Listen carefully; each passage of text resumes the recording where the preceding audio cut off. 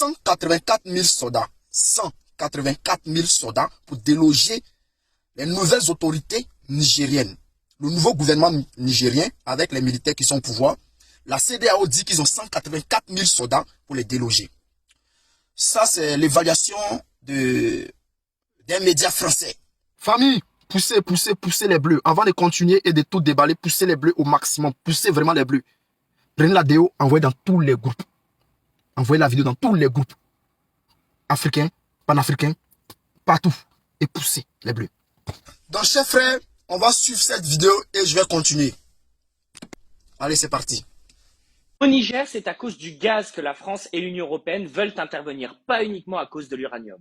Et oui, parce que contrairement à ce qu'on croit, ce n'est pas uniquement l'uranium qui intéresse les Européens, c'est également le gaz, grâce au gazoduc transsaharien qui va donc du Nigeria à l'Europe en passant par le Niger et par l'Algérie. Et donc forcément, si le Niger est déstabilisé, ce projet-là risque d'être mis en sourdine, en tout cas entre parenthèses, durant un certain temps. Et on nous dit ici qu'en plus les volumes sont comparables à ceux du Nord Stream, c'est-à-dire le pipeline qui relie actuellement la Russie à l'Europe. Et donc pour substituer ce gaz russe que l'on ne veut plus acheter en Europe à cause de la guerre en Ukraine, eh bien il faut bien les chercher ailleurs. Et ce ailleurs, c'était le Nigeria en passant par le Niger.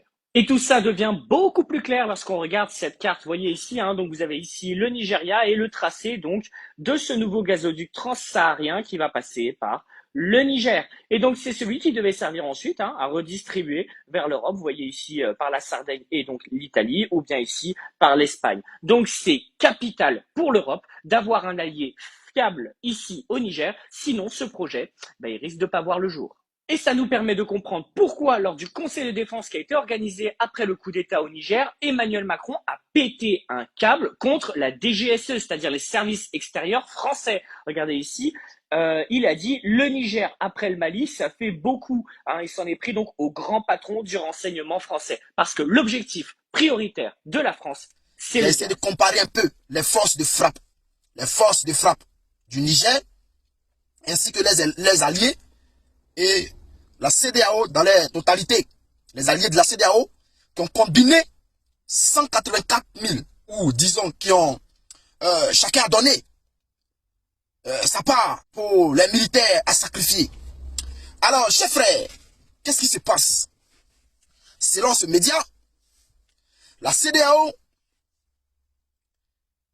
le Nigeria, a donné 143 000 soldats pour aller tuer des Nigériens. Parce que chez eux, ils ont enlevé un monsieur qui est au pouvoir. Et selon eux, le monsieur ne fait plus leur affaire. Alors, ils ne veulent plus que ce monsieur soit au pouvoir. Ils ont enlevé ce monsieur au pouvoir. Pour l'instant, ils l'ont mis en résidence surveillée. Ils n'ont pas encore fait quelque chose, ni envoyé en prison, mais il est gardé au froid. Le Nigeria donne 143 000 soldats pour aller déloger les nouvelles autorités. La Côte d'Ivoire, Alassane Dramane Ouattara, donne 27 000 soldats. Le Sénégal, 14 000 soldats. C'est-à-dire, voici les trois personnes-là, en réalité, qui ont décidé d'aller attaquer. Donc, on dit, le Nigeria met à la disposition de la CEDEAO leurs 143 000 soldats. La Côte d'Ivoire également met à la disposition de la CEDEAO leurs 27 000 soldats. Le Sénégal met à la disposition de la CEDEAO leurs 14 000 soldats. Quand ils calculent tout, ça fait au total 184 000 soldats. Donc il se dit, ils sont en position de force. Alors, qu'est-ce qu'ils ont fait? Ils ont calculé aussi la force de frappe du Niger. Le Niger dispose de 33 000 soldats. Pour eux, selon eux, le Niger disposerait de 33 000 soldats. Ça, c'est les calculs qu'ils ont fait. Bon, je peux dire peut-être c'est vrai, parce que il y a quelques jours qu'ils viennent de se séparer. Et le Niger ne s'est pas encore préparé, remobilisé, créer un engouement encore pour recruter encore plus de soldats. Pour eux, au Mali, le Mali ne dispose que 21 000 soldats. Ça, c'est eux qui le disent. C'est eux qui le disent. Alors, là, je dis que la CEDEAO fait un faux calcul. Parce que la CEDEAO dit que le Mali dispose de 21 000 soldats. Donc, les 21 000 soldats qui sont mis à la disposition du Niger pour défendre le territoire nigérien. Alors, je regarde la CEDEAO et je dis à la CEDEAO, vous vous trompez. Est-ce que vous savez que vous vous trompez? La CEDEAO a pris également la Guinée. La CEDEAO dit que la Guinée a 10 000 soldats. Donc, ce n'est pas assez. La CEDEAO ajoute le Burkina Faso. Et là, ils ont fait une énorme erreur. La CEDEAO dit que selon eux, le Burkina Faso disposerait de 7000 soldats. Donc, si aujourd'hui, le Burkina Faso n'a que 7000 soldats pour les mettre à la disposition du Niger, le Niger 33 000, le Mali 21 000, la Guinée 10 000 au total, pour eux, Mali, Niger, Burkina Faso, Guinée, ça fait au total 74 000 soldats. Et pour eux, ils sont plus nombreux. Donc, ils disent ici qu'ils vont écraser cette rébellion, ils vont écraser ces faiseurs de coups d'État, ces militaires, cette junte qui est au pouvoir, ils vont les écraser. Ça, c'est ce qu'ils disent. Mais ils se trompent énormément. Ils ont parlé ici des nombres de soldats. Vous voyez, la guerre, c'est la propagande. Donc, ils ont parlé ici de plus de 184 000 soldats. Ils se sont précipités à donner des chiffres à la télé. Ils se sont précipités à essayer de convaincre l'Afrique avec le nombre de soldats, les chiffres, en disant ceci, que la CEDEAO disposerait de 184 000 soldats. Mes chers frères, ce qu'ils n'ont pas fait, ce qu'ils n'ont pas dit à leurs partisans, ce qu'ils n'ont pas dit aux gens qui les écoutent, c'est l'armement. Ils n'ont pas parlé de l'armement. Ils n'ont pas parlé de l'armement. Certes, ils ont parlé du nombre des soldats, mais ils n'ont jamais parlé de l'armement. Ils n'ont jamais parlé de l'armement. Et j'aimerais dire ici, j'aimerais dire ici, à la CEDEAO, qu'elle se trompe. Parce que le Niger dispose de plus de 33 000 soldats. Je vous explique. Le Niger qui est là dispose de plus de 33 000 soldats. Cher fan club de CEDEAO, au Niger là, c'est-à-dire les jeunes, la population, ils sont prêts à aller au front. Et tous. Le territoire nigérien aujourd'hui là, les jeunes panafricains qui sont là-bas là, c'est-à-dire la population, toute cette masse que vous avez vue à des manifestations, ils sont prêts à aller au combat. Donc vous faites un mauvais calcul là. Le Burkina Faso, vous avez compté 7000 soldats. D'abord c'est faux. Le Burkina Faso n'a pas que 7000 soldats. Le Burkina Faso, les jeunes volontaires qu'on appelle VDP, ils dépassent le nombre de 50 000. Dépassent le nombre de 50 000. Sans oublier que le peuple burkinabé est prêt à aller au combat. Ils sont prêts à en découdre. Parlons du Mali. C'est-à-dire aujourd'hui là, quand vous faites vos calculs là,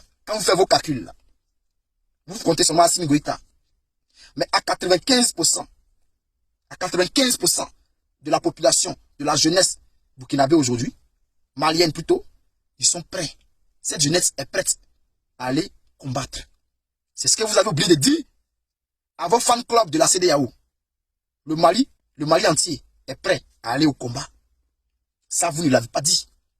En ce qui concerne l'armement, vous avez 184 000 soldats, mais vous n'avez pas parlé de l'armement.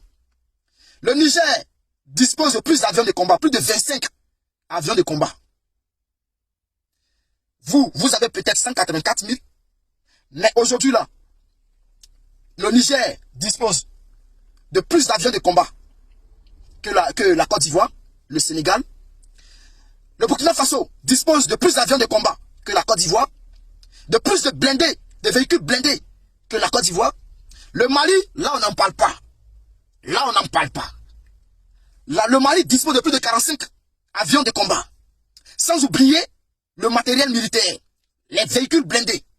Donc, en matière d'efficacité, aujourd'hui là, en matière d'efficacité, le Mali, le Burkina Faso, la Guinée, le Niger, ils sont plus armés que ces trois gars de la CEDEAO là. Parce que vous avez pris, eux tous comptent sur le Nigeria. Et tous comptent sur le Nigeria. Ce qu'ils oublient, c'est qu'aujourd'hui là, le Nigeria et puis le Burkina Faso là, il y a match. Parce qu'ils ont à peu près la même capacité militaire. Ils ont à peu près la même puissance de frappe. Or, le Nigeria, qui est là, ne va pas mettre toutes les capacités militaires dans cette guerre. Or, le Mali est prêt à tout mettre. À part ça, Sénégal, Côte d'Ivoire là, ils n'ont pas de force. Plus que Burkina Faso, plus que Niger. Si Guinée aussi s'ajoute dessus, ça devient pire. Donc vous n'avez pas plus de force de frappe que ces pays-là. C'est ce que vous oubliez. Et c'est ce que vous ne dites pas à vos populations. À ceux-là même qui vous encouragent à aller faire la guerre contre le Niger. Sinon, normalement, un pays comme la Côte d'Ivoire, aujourd'hui, il devrait avoir une manifestation. Le peuple devait sortir. La société civile. Donc, c'est pour cela que la Côte d'Ivoire avait allé faire la guerre. Voici pourquoi Alassane Ouattara a pris le Parlement en otage. Il a pris le Parlement en otage parce qu'il savait qu'il n'allait pas faire la guerre. Sans l'avis du peuple. Il veut amener la Côte d'Ivoire à la guerre. Sans l'avis du peuple. La société civile est là, ne dénonce pas. Pas de manifestation, rien du tout. Le Sénégal qui a des problèmes. Vous pensez que le Sénégal, le Sénégal peut envoyer tous ces troupes-là au Niger? Le Sénégal ne peut pas. Parce que le Sénégal là-bas aussi, le Sénégal même est en guerre sur son propre sol. La politique interne, tout est bousillé là-bas. C'est les manifestations en désordre. Donc, le Sénégal ne va pas bien. Le Nigeria, au moment où on parle aujourd'hui là, en ce moment, il y a des revendications au Nigeria. Tout ne va pas bien. Donc, le président là, il peut même être renversé à la seconde. Tout le monde est prêt aujourd'hui pour se rallier à Vladimir Poutine. En ce qui concerne les États-Unis et la France, en cas d'intervention, la Russie va intervenir parce qu'elle est à côté, au Mali, avec les armes. Ils sont prêts à intervenir. Et ils l'ont déjà dit. Donc, chers frères, arrêtez de vous tromper. On va continuer. Le Nigeria, le Sénégal et la Côte d'Ivoire ont annoncé qu'ils étaient prêts à envoyer des troupes au Niger si la CEDEAO décidait ainsi. Et ils sont prêts. Donc ils ont donné le nom des soldats, ils ont mis à disposition de la CEDEAO, ils sont prêts. Nigeria, Sénégal, Côte d'Ivoire, voici les 3 pays qui veulent déstabiliser la sous-région. C'est les 3 pays principalement qui veulent déstabiliser la sous-région. Moi je ne comprends pas. Les gens là sont à bout de souffle.